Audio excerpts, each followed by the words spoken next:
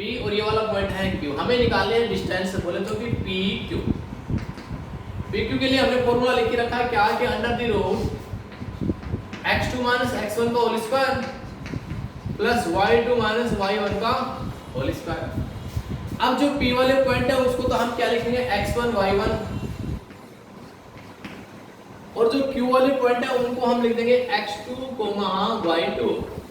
ठीक है, देखते हैं वैल्यू पुट कर दीजिए कि x2 की वैल्यू कितनी है हमारे पास, माइनस का 1 माइनस माइनस x1 कितना है, x1 माइनस का 6 माइनस के है, तो फिर से वापस एक कोष्टक ले लेंगे और इसका square square plus plus y2 की वैल्यू हमारे पास माइनस का 5 माइनस y1 का सीधा ही 7 प्लस का था, तो कोई दूसरा वाला कोष्टक लेने की आवश्यकता नहीं पड़ी, बस इसको सॉल्व कर लीजिए। अब आपको पता ही होगा कि माइनस को मल्टीप्लाई माइनस से करेंगे तो प्लस आएगा, माइनस को रिजल्टेंट प्लस से करेंगे तो माइनस आएगा, प्लस का मल्टीप्लाई माइनस से करेंगे तो माइनस आएगा, और प्लस का प्लस से मल्टीप्लाई करेंगे तो भी प्लस का रिजल्ट आएगा, ये आपको पहले से पता होगा। तो यहाँ से हमने देखा कि माइनस का मान ऑलरेडी था, माइनस का मान ऑलरेडी है, माइनस ये कोष्टक as a multiply minus minus result किसका हो जाएगा, प्लस, और किसका 6 होल स्क्वायर। ठीक है, माइनस माइनस प्लस, और माइनस का 1 था और ये प्लस का 6 हो जाएगा। माइनस का 5 और माइनस का 7 दोनों के बीच माइनस का सिग्नल है, साइन जो है माइनस का ही है, इसका मतलब क्या हो जाएंगे, दोनों की दोनों वैल्यू तो ऐड हो जाएंगी, लेकिन सिग्नल की साइन किसका आ जाएगा, माइनस का ही, और 7 प्लस 5 दैट इज 12 का होल स्क्वायर। ठीक है, उसके बाद में आपको पता ही होगा क्या, कि प्लस का तो 6 है और माइनस का 1 है, दोनों को ऐड करेंगे तो रिजल्ट किसका आएगा, प्लस का। क्यों, क्योंकि वैल्यू किसकी बड़ी है, प्लस की, देन रिजल्ट तो किसका आएगा, प्लस 5 का होल स्क्वायर प्लस माइनस 12 का होल स्क्वायर। अब आपको ये भी पता होगा कि 5 का स्क्वायर तो 25 होता है, प्लस प्लस माइनस 12 का होल स्क्वायर रिजल्टेंट प्लस में आएगा, 12 का स्क्वायर इनकी 144। जैसे ही 144 को जोड़ेंगे तो आपके पास रिजल्ट आएगा अंडर द रूट 169, और 169 का जैसे ही रूट फाइंड आउट करेंगे तो वैल्यू कितनी आएगी, 13, जो कि किसकी है, PQ की, और यही हमें निकालना था। 13 यूनिट इसके क्या आ जाएगी, डिस्टेंस, किससे कहां से कहां, are vertex of a right angle triangle, कि ये जो शीर्ष हैं वो किसके, समकोण त्रिभुज के शीर्ष हैं। राइट एंगल ट्राइंगल के क्या है, शीर्ष, ये हमें प्रूव करना है। अब आपको पता ही होगा कि यदि कोई एक राइट एंगल ट्राइंगल हो तो उसके सबसे बेस यानी सबसे अच्छी वाली प्रॉपर्टी जिसे हम मोस्ट कहते हैं, या फिर बहुत ही प्रिय फेवरेट, कि यहाँ इसको हम कहते हैं हाइपोटेन्यूज यानी कि कर्ण। यहाँ ये हमें पता ही है क्या है, यदि थीटा यहाँ है तो ये इसका जाएगा बेस, आधार, और जो साइड से एक जो बच गई उसको हम कहते हैं परपेंडिकुलर या लंब। अब आपको पता ही होगा कि पाइथागोरस थ्योरम क्या कहती है, कि हाइपोटेन्यूज का square is equal to perpendicular का स्क्वायर प्लस बेस का स्क्वायर। यदि ये वाली प्रॉपर्टी सेटिस्फाई कर जाए तब तो हम कह देंगे कि ये जो वर्टेक्स दिए हुए हैं वो किसके, राइट एंगल ट्राइंगल के वर्टेक्स हैं, अदरवाइज कह देंगे कि नहीं है।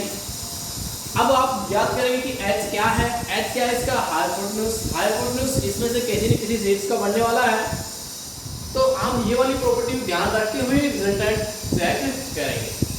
देखते हैं, हमने इस पॉइंट को लिख दिया a, और a की वैल्यू मैंने लिख दी 2 - 2, B पॉइंट को लिख दिया -2 1, और C को मैंने मान लिया 5 2। ठीक है, हमारे पास 3 वर्टेक्स आ गए, A B एंड C, और A B और C से हमें पता है कि कितने 3 साइड्स का फॉर्मेशन हो सकता है, A B B C C A।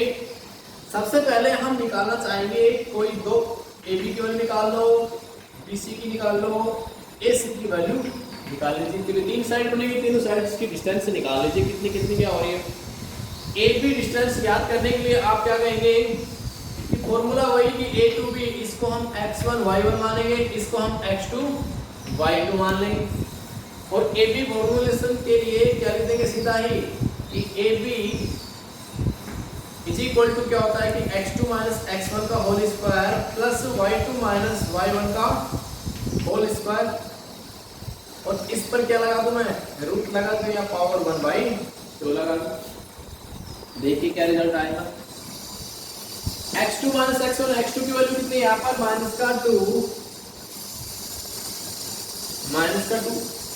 Minus फॉर्मूले में था माइनस x1 की ऑलरेडी 2 ही है, दूसरे क्वेश्चन लेने की आवश्यकता नहीं पड़ेगी, प्लस y2 की वैल्यू 1 है, माइनस फिर माइनस है, इसका मतलब फिर से मेरे को कोष्टक लेना पड़ेगा और इस कोष्टक को कुछ बड़ा वाला कोष्टक बना दूंगा या फिर जो मंजिला कोष्टक आता है वो लिख सकता हूँ, लिख दीजिए आप चाहें।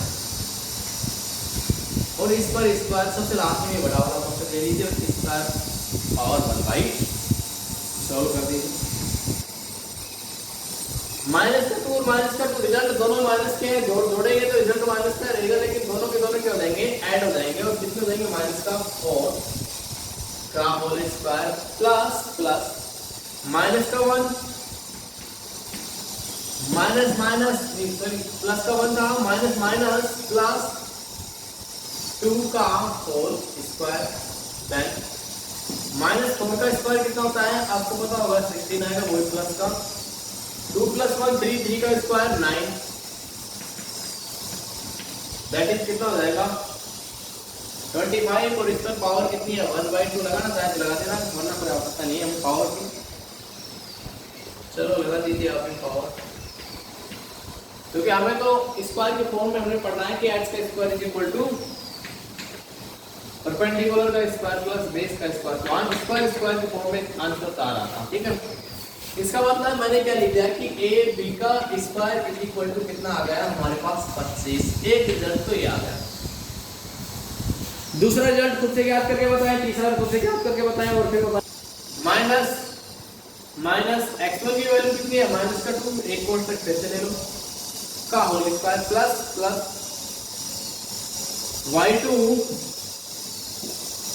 y2 कितना है 2 माइनस y1 की वैल्यू कितनी है 1 और इस पर स्क्वायर। रिजल्ट्स बताएं।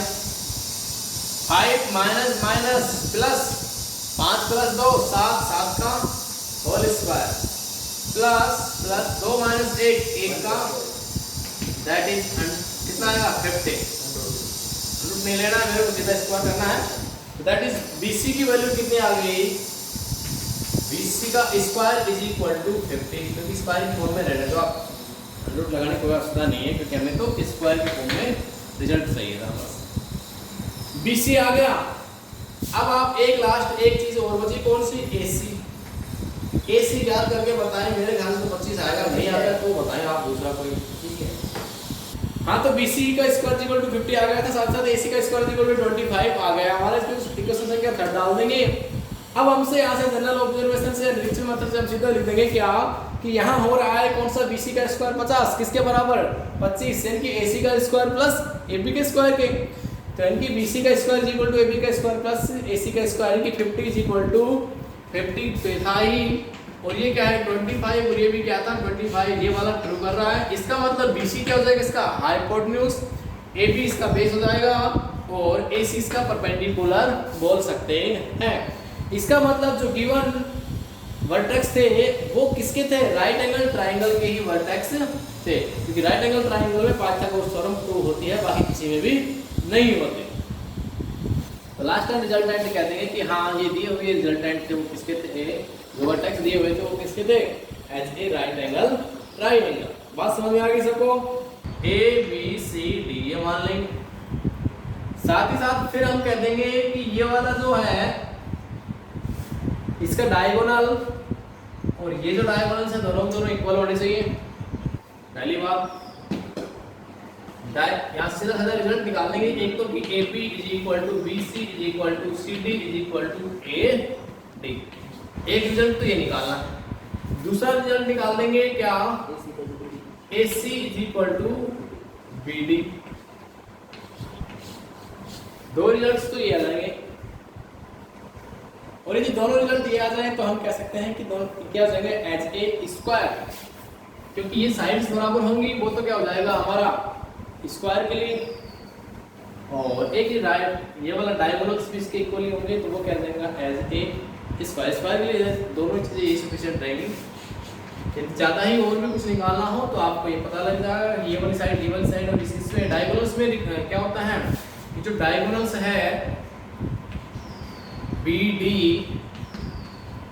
√2 इंटू क्या होना चाहिए, किसी एक साइड के, साइड कोई सी साइड लगा दो इस, ये वाला एक बार और देख लेना, क्योंकि आपको पता ही है कि यहाँ से राइट एंगल ट्राइंगल बनेगा, और इस राइट एंगल ट्राइंगल में BD का square is equal to DC का स्क्वायर प्लस BC का स्क्वायर, देन DC का स्क्वायर और BC का स्क्वायर दोनों के दोनों सेम ही हैं, तो 2BC स्क्वायर लिख सकता हूँ मैं, DB का स्क्वायर, देन DB वैल्यू क्या लिखेगा, √2 इंटू DC, ये वाला। और एक बार ट्राई करके देख लेना, ये तीनों की तीनों रिजल्ट यदि आप चेक करके दिखा देंगे तो फिर वो किसके लिए हो जाएगा, स्क्वायर के लिए रिजल्ट ट्रू हो जाएगा।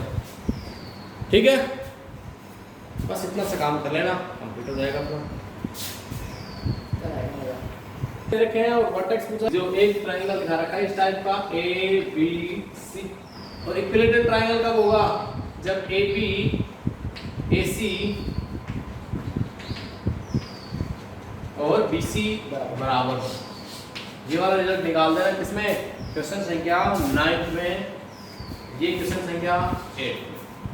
इक्विलेटरल ट्रायंगल के लिए बस केवल इतना सा चाहिए हमें क्या, कि तीनों साइड्स इक्वल होनी चाहिए, बाकी हमें और कोई मतलब नहीं है कि कहाँ क्या काट रही है, उससे कोई मतलब नहीं है।